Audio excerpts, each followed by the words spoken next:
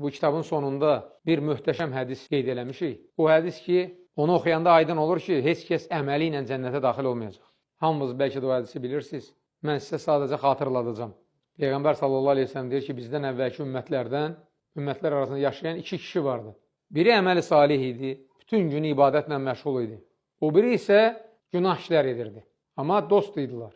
Bu əməli salih hər dəfə bu dostunu görəndə ona nəsiyyət edirdi ki, günahlardan əl çək. O da deyirdi ki, mənimlə Allahın arasına girmə, özüm bilərəm. Və nəhayət bir gün həmin əməli salih adam ona deyir ki, vallahi Allah səni bağışlamayacaq. İkisi də vəfat edir, ikisini də Allah Taala huzuruna çağırır. O vallahi deyənə deyir ki, sən kimsən mənim əvəzimə qərar vermirsən? Mən artıq onu bağışlamışam, aparın onu cənnətə.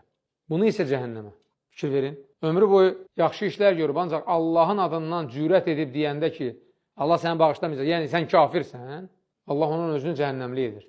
İndi də həmçinin biz müsəlmana yaraşmaz ki, kafir olduğunu bilmədiyimiz bir adama kafir deyək. Olmaz. Kafir olduğunu yəqin biləndən sonra kafir deyə bilərsən. Kafir olduğunu bilmədən şübhələr əsasında kiməsə kafir deyən firqələr var, bilirsiniz. Xavariclərdir, rafizilərdir. Bunlar əsassız olaraq kiməsə kafir deyir və onların da sonu, bax bu hədisdə deyilənin sonu kimi olacaq. Çünki heç kəs bilmir axı, zahirən baxırsan, elə bilirsən ki, bu adam fasiqdir, avaradır. Amma nə bilirsən, o təklikdə bəlkə evində ağlaya-ağlaya Allahdan bağışlanma eləyir.